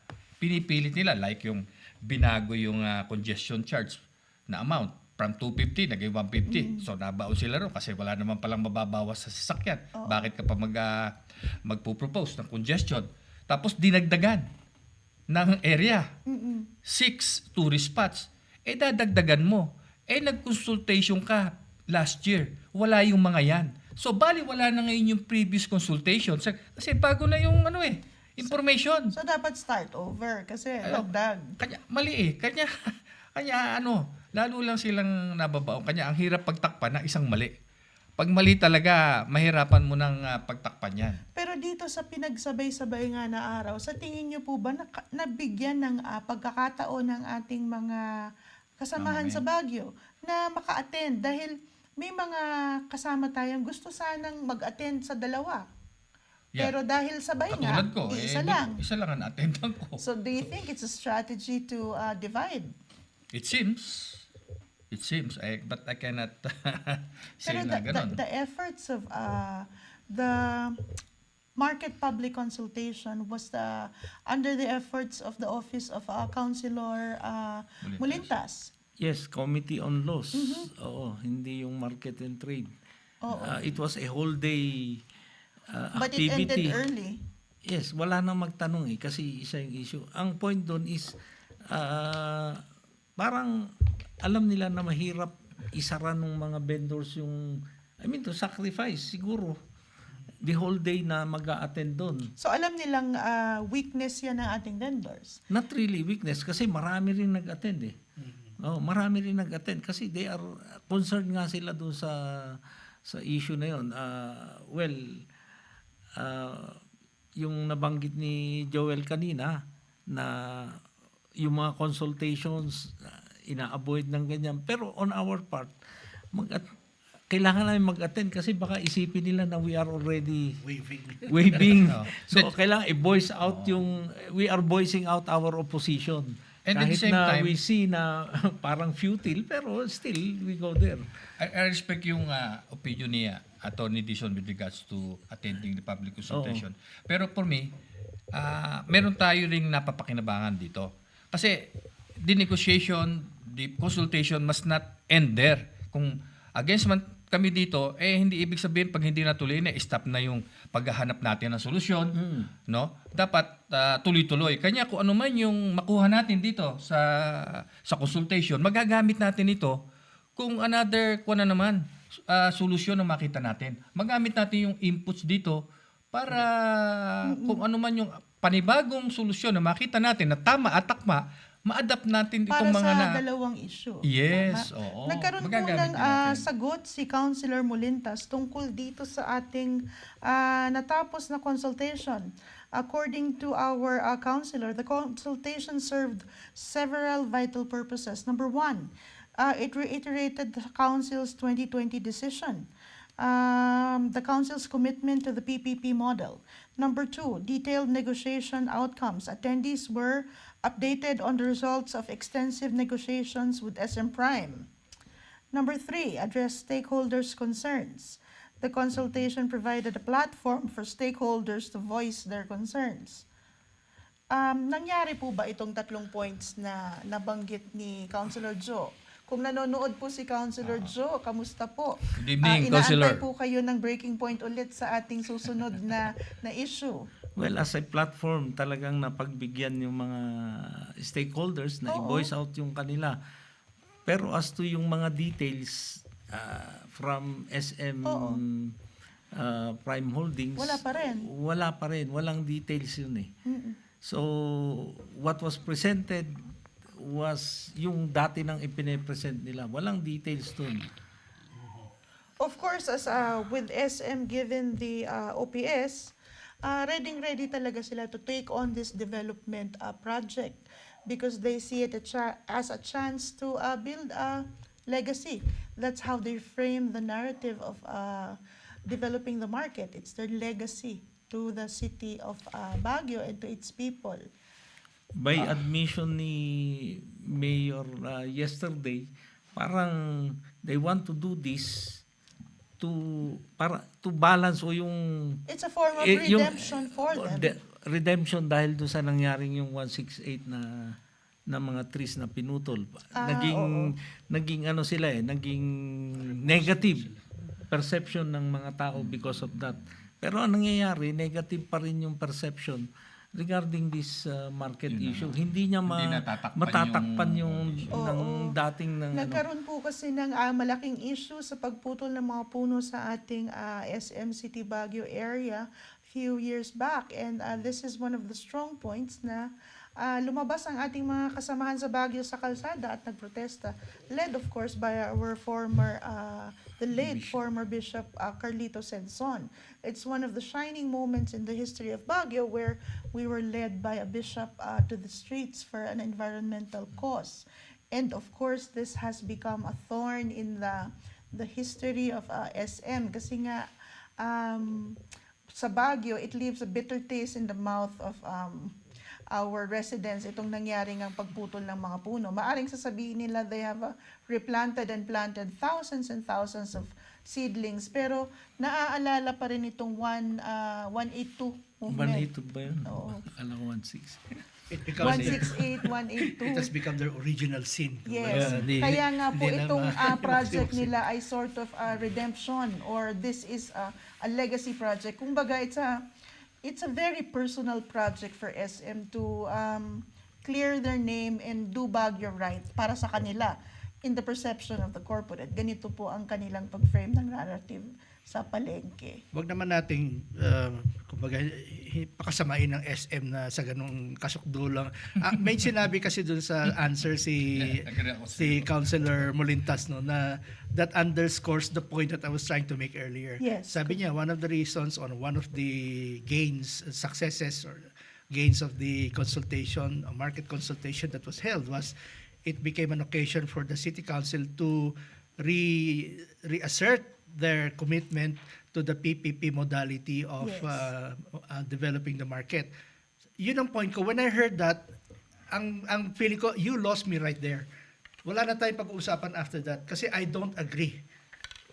Yung PPP modality, parang ang nangyayari niyan, it's a surrender of government all over the country.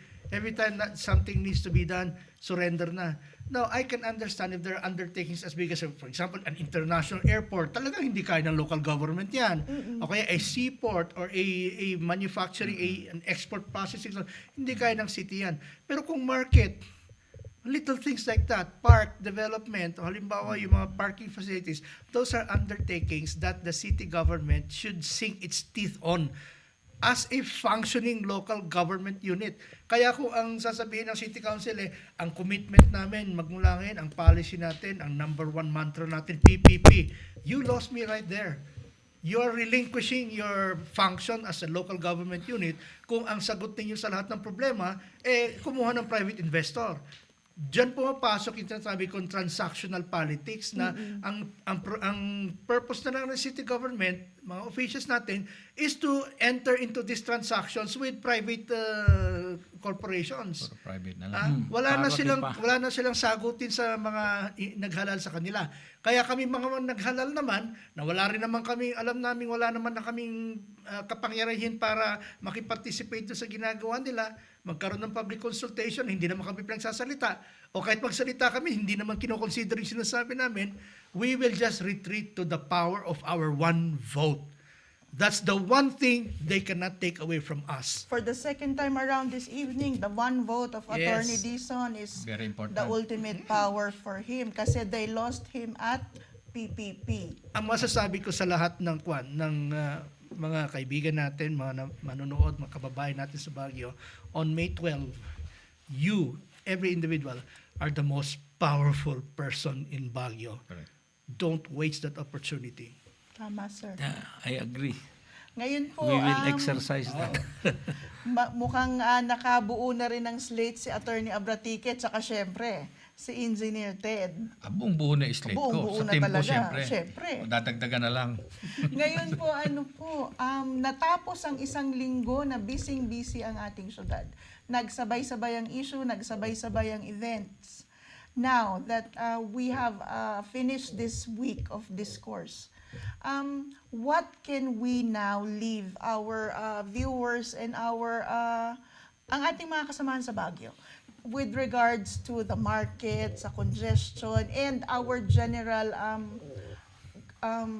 temperance bago po ang ating May 12 elections. Unahin natin si Attorney Abratique dahil ang issue ng palengke ay malapit sa puso ng lahat.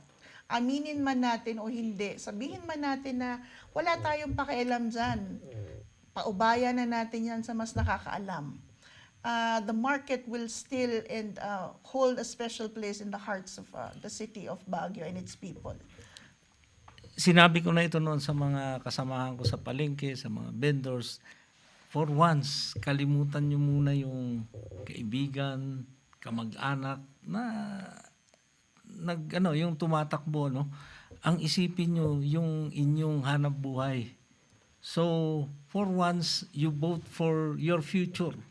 Yung sa inyo, yung tama yung sinabi ni Joel. You exercise that one vote, hindi for a friend or what, but kung anong ikabubuti ng iyong sarili, ng bayan natin. Para po dito sa ating market issue, dahil everybody's waiting sa next step, what can we advise itong ating mga nag-aantay with anxiety na, or hindi na makatulog, iniisip na ang kanilang future sa palengke. Meron po akong mga kakilalang ganito na talagang anxious na sa mangyayari. What can you advise them? Or ano po ang pwede niyong ipayo sa kanila dito sa ating pag-aantay ng para mga makalma. sagot? Para makalma Para naman makalma. konti. Hindi natin makakalma yan kasi yan na nga it's like the Damocles sword na hanging. Pero assurance lang sa kanila na yung mga nando sa palengke, and including hindi lang tayong mga taga-palengke ang hindi tayo nag-iisa na lumalaban or ipaglalaban natin yung pananatili ng palengke. We are contesting it every step of the way. Hindi pa tayo napapagod, sir. Hindi matagal na so Hindi pwede. hindi pwedeng mapagod. So yan po ang assurance ni Attorney Abratique that he is with the market every step of the way. Walang iwanan. Walang iwanan. And dumarami, hindi lang we feel now na hindi lang naman yung mga vendors, hindi lang concern ng vendors ito lumalabas na rin yung concern ng mga consumers and yung ordinary citizens ng ating lungsod. Okay. Na ayaw nilang mawala yung soul, yung character nga ng city market natin. Balik naman tayo kay Engineer Ted sa discourse na nangyari mula dito sa ating napaka jam-packed na linggo. What can you offer? What can you advise our viewers and the people of Baguio tungkol dito sa ating MPT mobility and yung congestion fee? May advice sa Mamilon ay gamitin ko uli yung nadinig ko kay new secretary ng DOTR, Vince Ison. Sabi nga niya, bilib ako sa kanya, kanina ko lang siya na dinig ng kanyang mga opinion.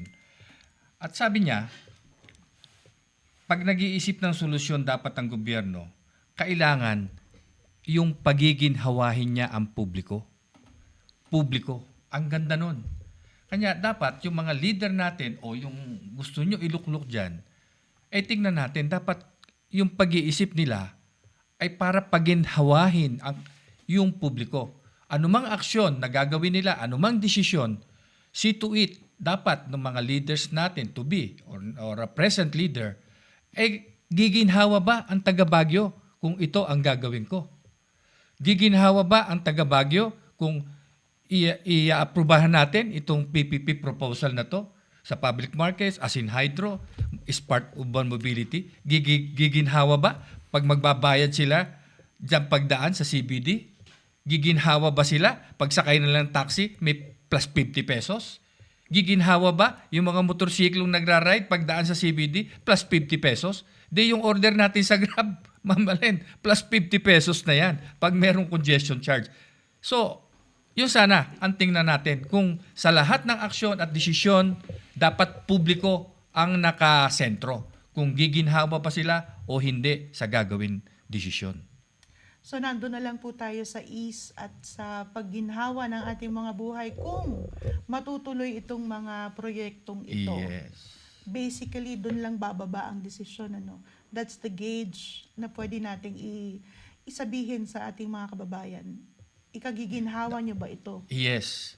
Yun ang sana maging guide ng ating mamamayan na yung bang mga sinasabi sa atin ng mga politiko o yung mga yung andyan na o yung tatakbo pa lang, sa tingin ba nila yung mga tinitindigan ba ng mga ito ay magbibigay ng kaginhawahan sa kanila? Paano nga, sabi na nga ni Atty. Dizon, paano kung ma-privatize na lahat?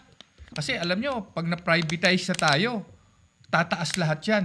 I heard sa Guagua na privatize ang water supply Ano ang nangyari daw doon? Times 2 ang presyo na ng tubig doon. So, what happened? Sana nga, hindi ma-privatize lahat. Baka yung water district natin, sana, huwag, ano? Pati electricity. Yung Bineco, sana, manatiling semi-government. Nanonood po si GM Licoben. No? Baka po Sana, nanonood si Manager Licoben, huwag nyo, GM Rayo- baka merong Rayeta. nag-aakbang privatization dyan sa kumpanya. Huwag naman po sana, baka tumaas ang singil ng kuryente. Baka po sa isang episode natin ay tawagin natin ang ating Bawadi at Bineco Para may magkaroon assurance. magkaroon ng update at ma-assure, ma-appease ang itong si at saka yung- Engineer Ted. At saka yung privatization ng Beneco is a foregone conclusion already. It's just a matter of when.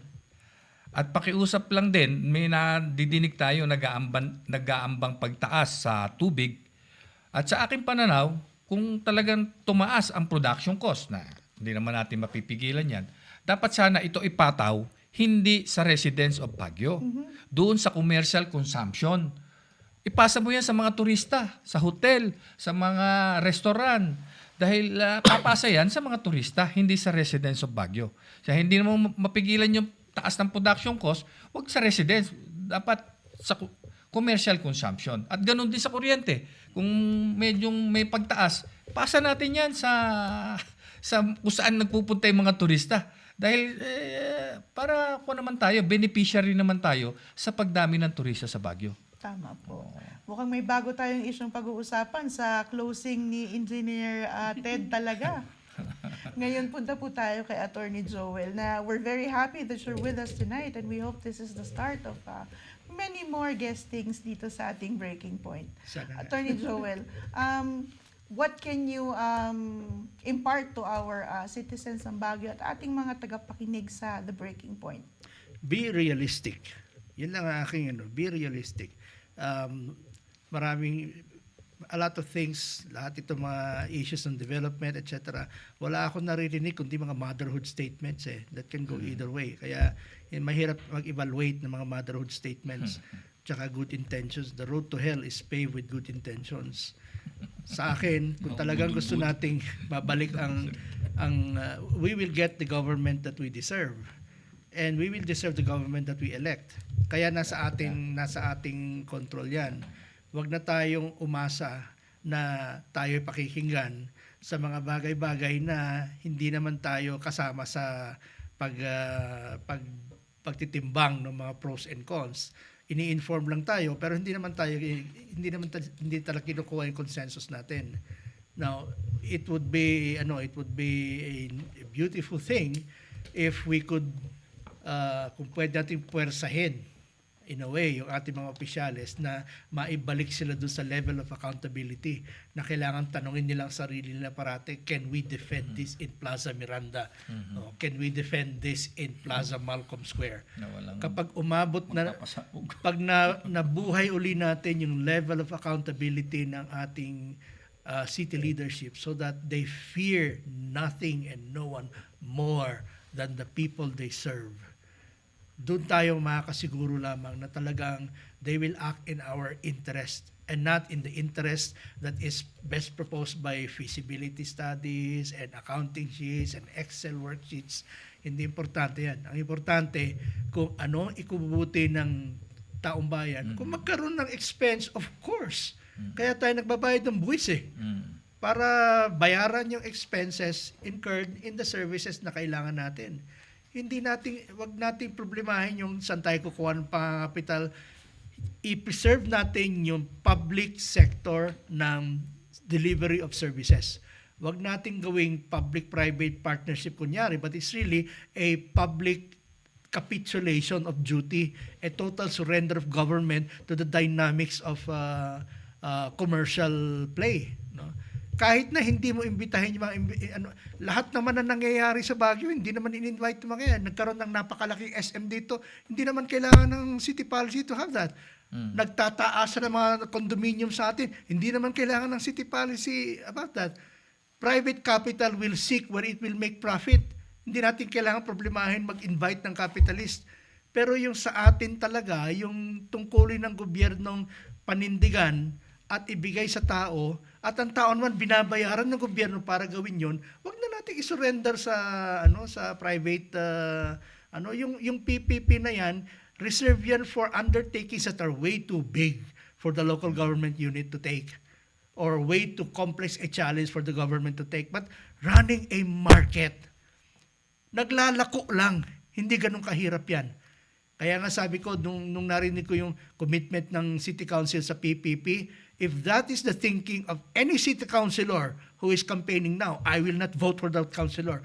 Kung ang number one statement mo is, I am renouncing my duty to plan for my constituents. I'm renouncing my obligation to apply my knowledge, apply my experience, apply my principles to pursue what is good for the people that I serve. Hindi yung I am just going to get there and sign my approval on all these outsourcing projects. Kung ganon, wag na tayong mag-eleksyon ng City Council. Kahit naman sino pwede nang mag-agree. Mag-PPP lang eh. Lahat ng approval nagagaling sa Manila. All right, I think very telling signs or clues sa slate ni Attorney Joel ang kanyang binitawan ngayon on who he will vote for and who he will not vote for. Now, the week has been a very exciting week for the people of Baguio because we have been faced with a lot of public consultations. Maraming nagtatanong, nagkonsulta nga ba? Talagang nagkonsulta ba ang gobyerno sa mga projects na pinagdedebatihan natin? Or pinresenta lang ulit ito para sa atin? Was there really a consultation? Is there still a chance to reverse these decisions or pending decisions? Tama po ang pinag-usapan natin sa gabing ito, led by Attorney Abratique, of course, with our market concerns. Engineer Ted, lagi naman po para sa ating Smart Mobility Project at sa usapin ng traffic. And of course, Attorney Joel for giving us a very insightful details tungkol sa soul ng ating syudad and of course, what a government should work for para sa kanilang mga tao. Now, we are faced with a lot of decisions between tonight and of course May 12. At we've been reiterating here in the breaking point that our vote is important and it is also important to the city of Baguio. We hope that this discussion on the mobility, smart mobility and the market issues will also help our people of Baguio to have an informed decision once May 12 comes. And that is one of the goals of the breaking point. We'd like to thank our guests for joining us tonight. And of course, this is a special edition of the Breaking Point. Ganito po tayo ngayon. Kapag meron tayong mabigat na isyong kailangan pag-usapan, we gather and talk about it. Maraming salamat po. And again, to the episode of the Breaking Point on Monday, we will talk about health concerns with our City Health Office. Maraming salamat and magandang araw po. Thank you.